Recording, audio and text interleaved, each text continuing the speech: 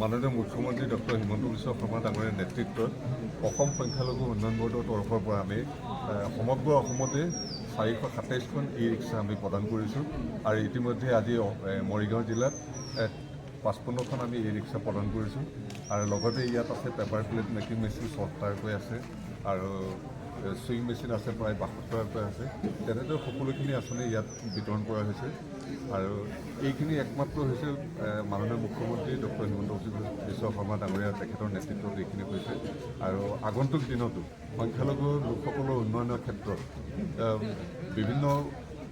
আঁচনি গ্ৰহণ কৰা হৈছে আৰু সেই আঁচনিসমূহ গ্ৰহণ কৰাৰ বাবে মই সংখ্যালঘু লোকসকলক মই আহ্বান জনাম যে অসমৰ সকলো সংখ্যালঘু লোকে যাতে অসম চৰকাৰৰ যি মাননীয় মুখ্যমন্ত্ৰী মহোদয় যি তেওঁৰ নেতৃত্বত যিখিনি আঁচনি লোৱা হৈছে সকলো চৰকাৰী আঁচনি যাতে তেওঁলোকে লাভ কৰে তাৰ বাবে সকলোকে আগুৱাই আহিবলৈ মই অনুৰোধ জনাম। আজি ইয়াত মৰিগাঁও জিলাত 55খন ই-ৰিক্সা বিতৰণ কৰা হৈছে আৰু সুইং মেচিন 72টা সুইং মেচিন আৰু পেপাৰ প্লেট মেকিং আছে 6টাকৈ আছে আৰু এইখিনি ইয়াত আৰু ফেশ্বন ডিজাইনাৰ মেচিনো আছে 2টা আৰু ফেশ্বন ডিজাইনাৰ মেচিন সেইখিনি আমি চেল্ফ হেল্প গ্ৰুপক দিয়া হৈছে আৰু পেপাৰ প্লেট মেকিঙো সেই চেল্ফ হেল্প গ্ৰুপক দিয়া হৈছে। খালি সুইং মেচিন ইণ্ডিভিজুৱেল আৰু এই ই-ৰিক্সাখন ইণ্ডিভিজুৱেল। আজিলৈকে আমাৰ 23খন জিলাত বিতৰণ কৰা হৈছে আৰু কালি পৰহিৰ ভিতৰত আমাৰ সমগ্ৰ অসমতে ডিষ্ট্ৰিবিউট শেষ হৈছে।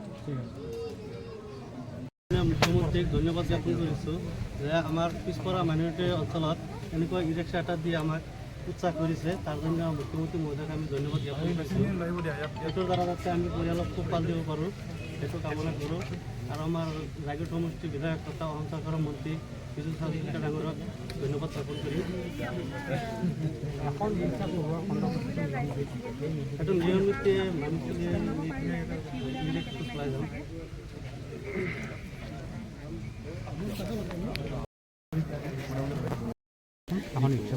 মাননীয় মুখ্যমন্ত্ৰী মহোদয়ৰ জৰিয়তে আমি এই চিলাই মেচিনটো পাবলৈ সক্ষম হৈছোঁ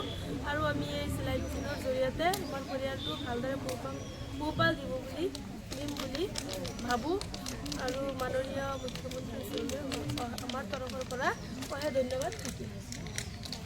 আৰু ভৱিষ্যতে যেন আমাক এনেদৰে ভাল আঁচনি দিয়ে তাৰ বাবে আমি কি যাৱতীয় নথিপত্ৰ প্ৰয়োজন হৈছিলে? আমাৰ আধাৰ কাৰ্ড লাগিছিল, তাৰপিছত ৰিচিপ্টটো ভোটাৰ আই ডি এইবিলাকৰ প্ৰয়োজন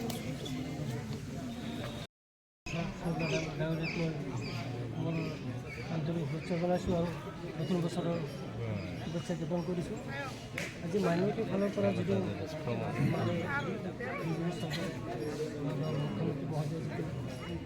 পদক্ষেপ লৈছে তাৰ কাৰণে মই ধন্যবাদ জনাইছোঁ যে এটা শিক্ষা পৰিয়াল লাভান্বিত হৈ নিজৰ পৰিয়ালটো পোহপালন দিব পাৰিব। সেইকাৰণে মই কি ধন্যবাদ দিম আৰু তাকে মোৰ আশা হেৰি নাই আৰু আগলৈকে বহুত মই আছিলোঁ আৰু এতিয়া মই সেইটো মই প্ৰস্তুত কৰিছোঁ। মই মহামণ্ডলৰ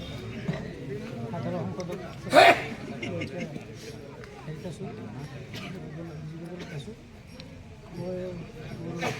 মাইনৰিটি সমষ্টি মৰিগাঁও মাইনৰিটি যিমান মানুহ আছে যিমান হেৰি পাইছে চিলাই মেচিন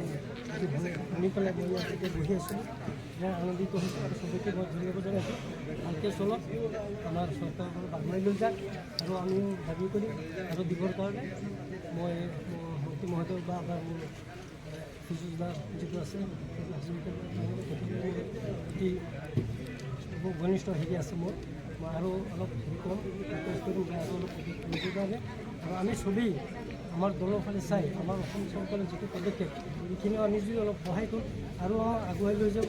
এইটো মই চৰকাৰ হিচাপে মই ধন্যবাদ জনাইছোঁ। চবেই একেলগে